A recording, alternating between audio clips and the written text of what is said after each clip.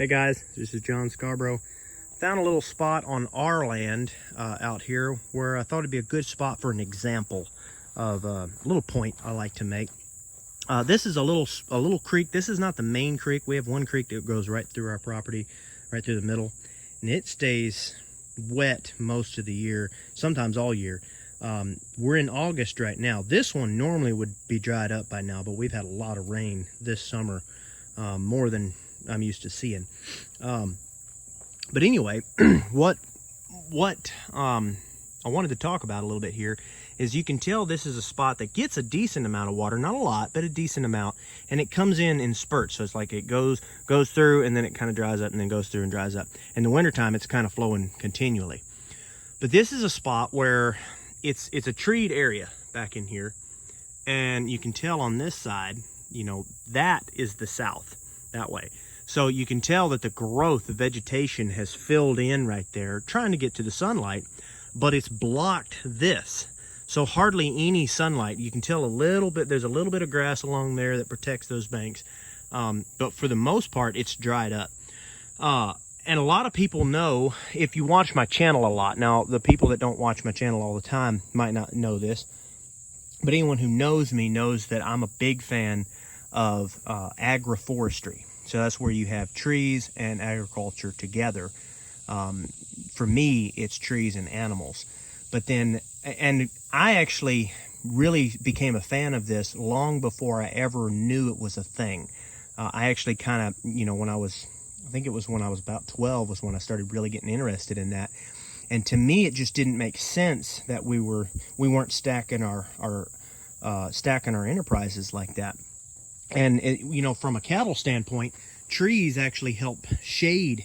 It gives them lots of shade, whereas having a big field out there, you know, they don't have all that shade. But you have to space your trees correctly to do that in order to still get enough sunlight down close.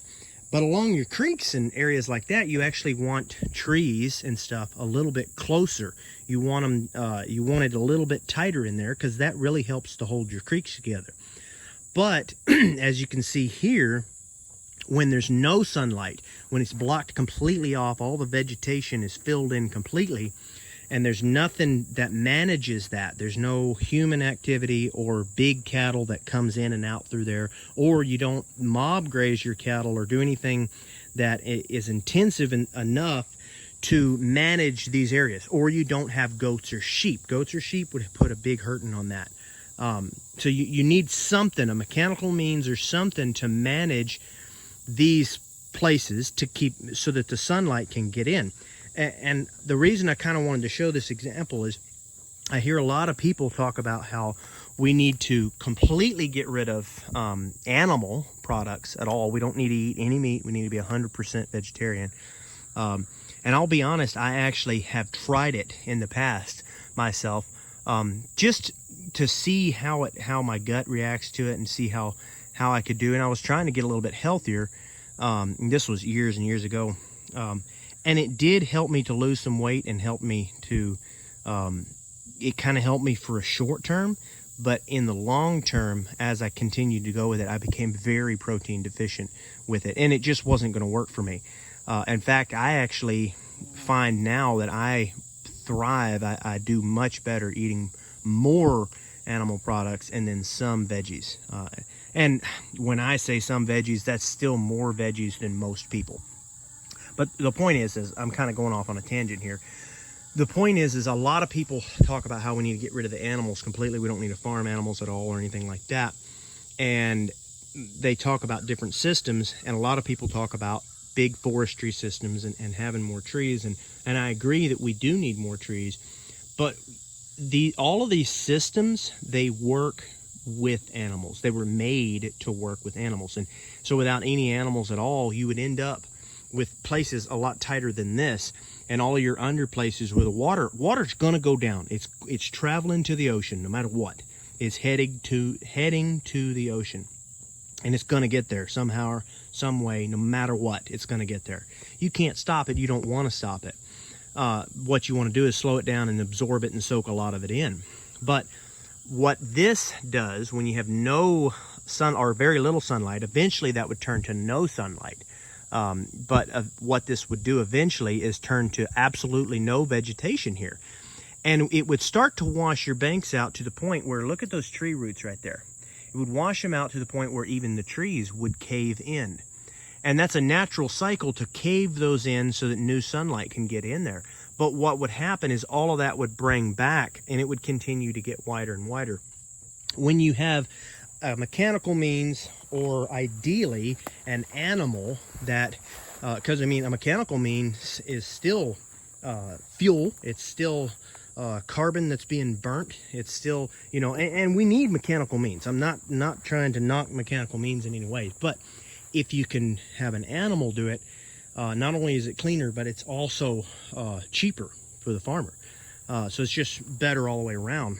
Plus it gives you fertility and everything else.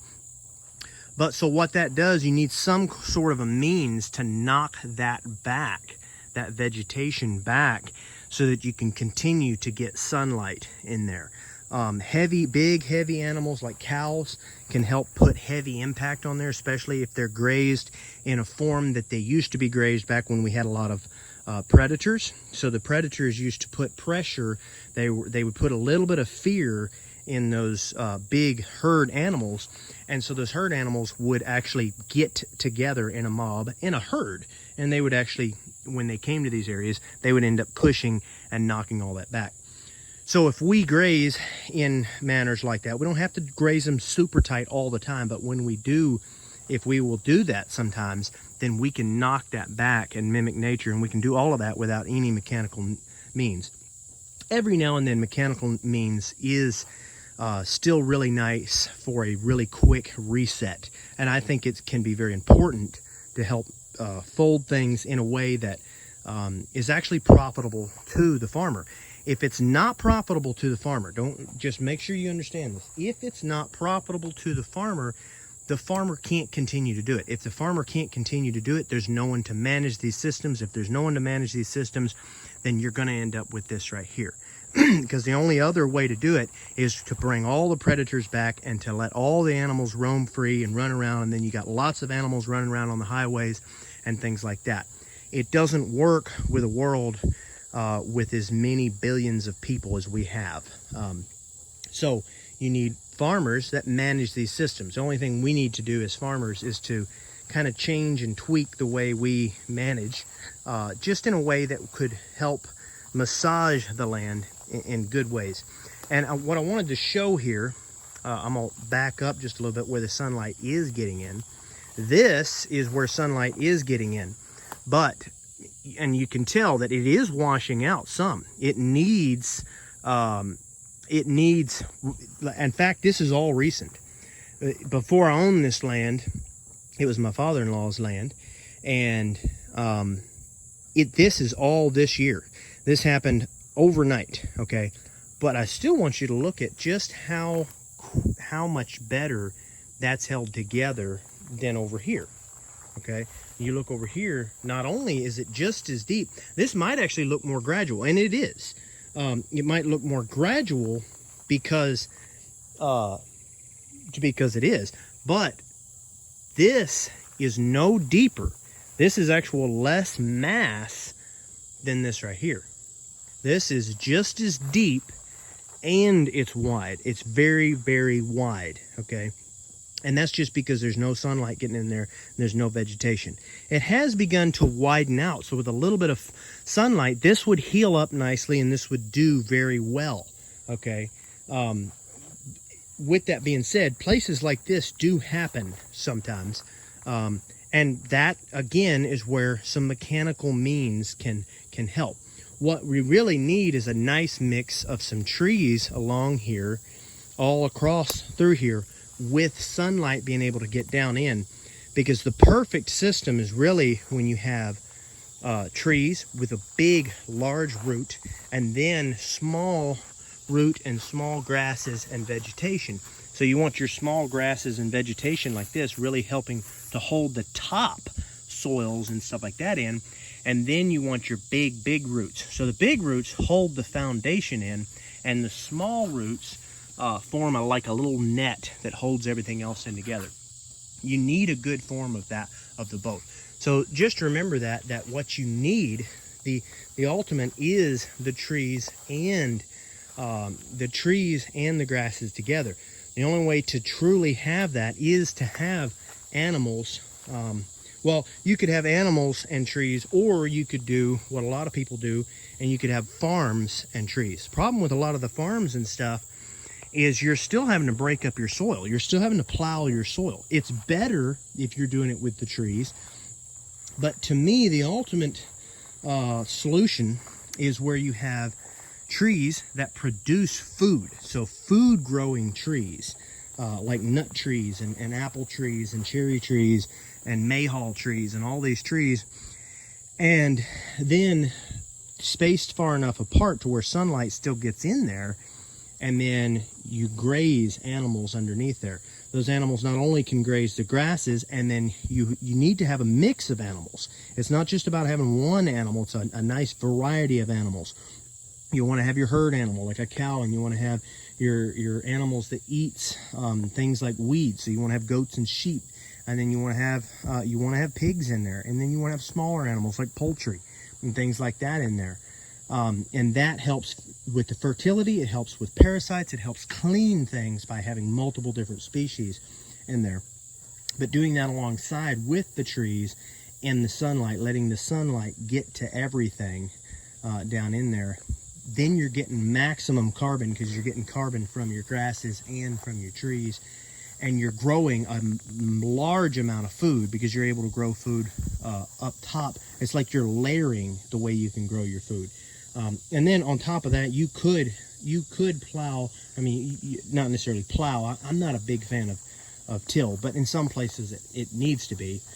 But you could even grow food on the ground. You could grow trees, and then you could also grow animals as well. With that system, to me, that's the closest to the perfect system that we can do as farmers. We have to farm with the amount of people that we have. We have far more people than we ever used to have, and without farming, we would still be hunters and gatherers, and we would never have time to do anything else. So the farming is definitely a necessity, especially with as many people as we have now. But to me, doing it like that, you know, like I get the whole thing where, you know, we can't keep, basically the way it's going now is you got farmers that, and I'm not knocking anybody, because people have to do what they have to do, but sometimes it's just about someone not knowing the right way. You know, until you give somebody the right way, what's the point in them changing? Why change just because you tell them that what they're doing is wrong? Who cares? What can you do? Until you give them a solution and give them an answer, what can they do but continue to do what they're doing? So you can't just hate on people and stuff like that. We're all trying to survive and continue on. But a system where we're just plowing up the ground and then losing our topsoil and stuff, that's not a good system. And that's the way I believe. It's not a good system at all. But where you get a system, when you can graze cattle, grass-fed lamb, grass-fed, all of that, and you're not feeding them grain, so you don't have to grow grain, you don't have to ship the grain, and then you don't have to feed the grain to the cow. When you can just feed them what they're harvesting their own food down there, you don't need a mechanical means to harvest it or anything. That to me is a very clean way to eat, is when you're able to eat like that. Whereas vegan and vegetarian diets, in order to create enough food for everybody to be vegan and vegetarian, you have to have annual plants. You have to till up the ground. You have to have lots of huge, massive pieces of equipment that till up the ground and break everything up, and things like that, because you don't have the animal sources. But with an animal source of food, you can actually, you know, if you're grazing them grass fed the way we do, then you can actually do it all on your own land. There's no inputs. There's no trucking this or trucking that in and out. There's nothing like that. And there's no growing using millions of acres to grow tons of feed and then shipping it over here to other acres and raising cows. You raise those cows all on one spot. You raise those sheep all on one spot. the real way, I think if you want to solve something, the real way to solve something like this is to eat different types of meat. Don't just eat one meat. Don't tell yourself, oh, well, I think there's a problem, so I'm going to become a vegetarian. And I'm not knocking anybody that's a vegetarian. I know people that are vegetarians, and for them, it's the best thing for their gut. It's the best thing for their body. And it works great. But I also know people that just can't do that. And I'm one of them, you know.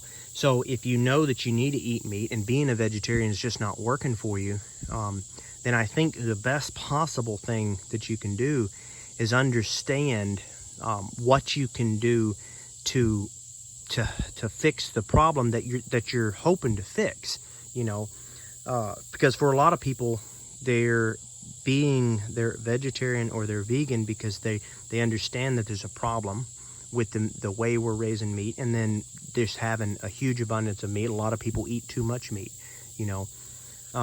And I think this is one thing that you can do is you can eat a variety of meats. You can eat different types of meat, because if you're eating a variety of meat, first of all, it's better for your body because you're eating different types of things. You're not just eating one thing.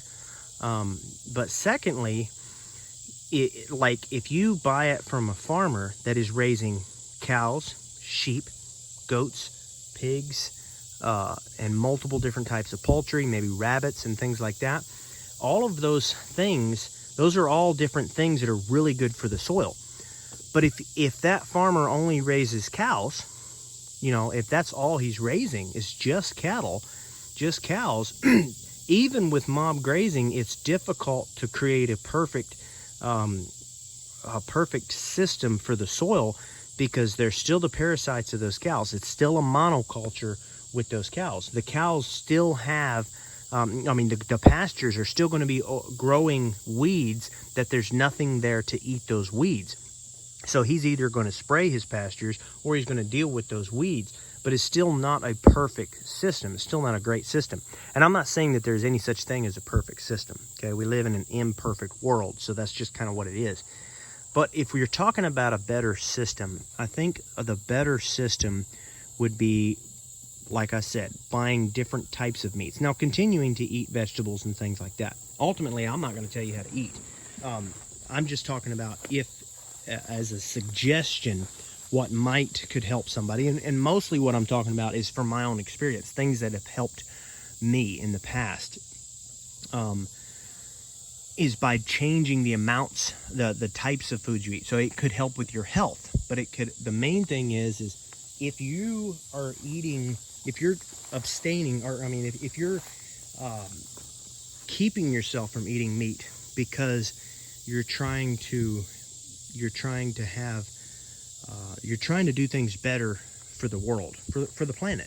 You know, you want to see things be better for our carbon that's being released, and things like that.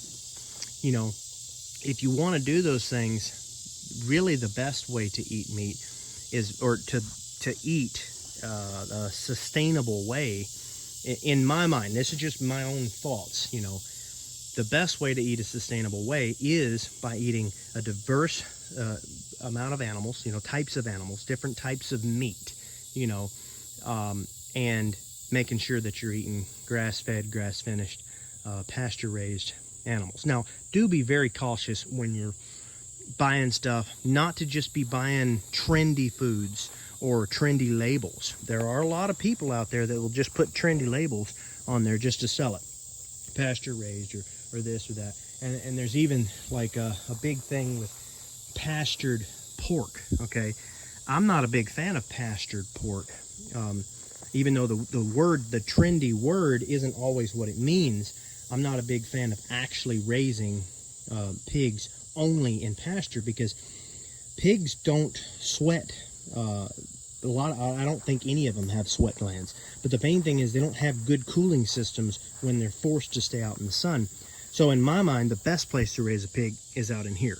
So when I say, and it would actually be the same thing. I would have to tell somebody it's pastured pigs, but in reality, it's forest-raised pigs. But that's not a trendy word to tell somebody, oh, yeah, I'm raising forest pigs. But if you want to get in reality, a pig tills the soil. So if you're talking about releasing the soil, releasing carbon, a pig releases carbon if you put him on pasture. But if you put him out here, he's not releasing carbon. Now, I'm not saying in some places he can't help heal the land, but the pig, But you get the point that trendy, it's a trendy word. And I'm not knocking anybody that raises pastured pigs or anything like that. There are actually like grazing pigs and things like that. But I'm just saying that you got to be real careful about just buying something just because it's a trendy word. Somebody says, oh, it's pastured pork, and then there's organic. The word organic has turned trendy. So you got to be careful about things like that too.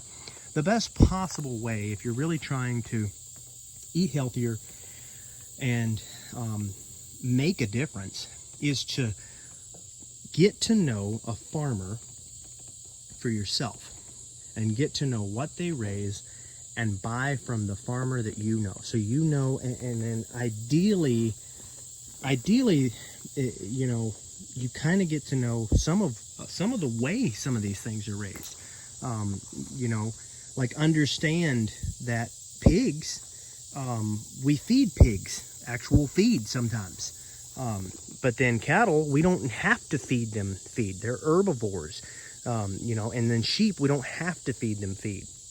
And then chickens, we feed them certain amounts of feed because they are omnivores, just same as pigs are omnivores, So the point is that, if you say, oh, well, it's a grass-fed pig, well, that's kind of misleading. If all you fed that pig was only grass, probably would start to have some health conditions. But anyway, so the point is you kind of want to get to know that, but the main thing is to get to know the farmer that you're buying from. Hopefully some smaller farms, doesn't necessarily have to be super small. It's okay for them to make a good income at what they do, but get to know the farmer. In other words, if all you can talk to is some salesperson and you don't even know who you're talking to, then that might be a little bit different. But kind of get to know the farmer that you're buying from. And if you can buy somebody that can sell you all of these different, like if you're looking to buy meats, and they can sell you all these different meat products, or if they can sell you all these different products, don't get standoffish or scared and think to yourself, well, they must just be rich. They're just doing this for the money. Because I had a guy that mentioned that the other day about, you're just doing this for the money. You have to make a living. You have to do it somewhat for the money. That should never be the only reason you're doing it. But the point is that it's okay for them to be making a good living. When you see somebody that's raising all of these different things, that means that they're doing all these different things that are really good for the soil. Nature hates monocultures. And nature likes lots of different cultures, like lots of different things. It likes it when there's grass. When there's grass, and then there's some weeds, and then there's cattle that eat the grass, and there's sheep or goats that eat the weeds, and that there's all sorts of different animals, there's chickens and that eat the bugs, and there's all these different animals that do different things in there. But then there's also trees that are growing nuts. Potentially those nuts are falling on the ground, and then the pigs are eating the nuts, or the cows are eating the nuts, and you got all these different, when they have all these different enterprises coming off their farm, that actually means that they're having a closer to a well-balanced system. And I'm not knocking anybody that only sells pork or only sells that. Some of those people are just getting started, and it's good to support those people. And some of them are just small enough that they can't do anything else. But the point is that if you're looking, the long-winded way of saying what I'm trying to say is, if you're looking to do, like let's say you're vegan or vegetarian or something, but you find that you can't continue on it and you need protein, you need to eat something better. Obviously, I'm not a doctor. I can't tell you how to eat, and I'm not going to. But you yourself decide that you need to make a change, and you want to try to do something, but you want to make sure that you're still doing it in a way that's sustainable for the planet. Well, the one thing this is kind of the long-winded way of saying how you might go about that, you know. And I know it's kind of a stretched out version. I mean, we started with a creek and everything, but it all kind of ties in together, that this creek being washed out like this is kind of a good example of showing why we don't just need vegetables or big agriculture farming equipment coming in here and plowing up the ground. We need a good system. We need a system of trees that are growing up and holding banks together. And we need grasses that growing through here. And the only way to keep grasses through here without always having to come in here with a mechanical means and diesel burning all the time, not against diesel, we need some diesel tractors, but without having to do it all the time, then you need large cattle to come in here and come through there. And you need smaller animals that eat weeds and stuff.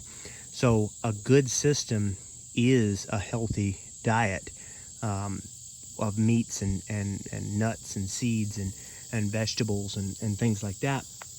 But it's you know, when you're just talking about from a planet or an earth or a carbon standpoint, a CO2 standpoint, that's what you want to see, is all of those, a good balance of those things. It's just about changing the outlook of how you do those things, how you get those things. So anyway, just kind of some thoughts on all of that. Like I said, not a doctor, not a nutritionist, just a guy that farms now and raises food, sells food, things like that. But I also used to eat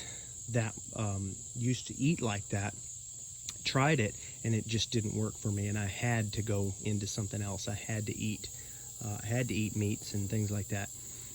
I do want to say that I didn't quit eating meats because I thought that it was wrong or unsustainable. I understood how, I understood that it was sustainable and everything like that. I actually did it just because I was trying to work out something in my gut. I was having gut issues, but I got all that fixed and then realized that being vegetarian or vegan definitely didn't work for me. And also, like I said, it may work for you, so don't ever think that you need to stop doing that just because of that. Anyway, just throwing out some thoughts there about all of that. Hope that it didn't offend anybody in any way, but the reality is there's no way to keep from offending everyone. Somebody will be offended by something that I said, and there's nothing that I can do about it, and I'm not going to be all that worried about it. But anyway, hope that everybody got something good out of this, and hope that y'all don't forget to like and subscribe.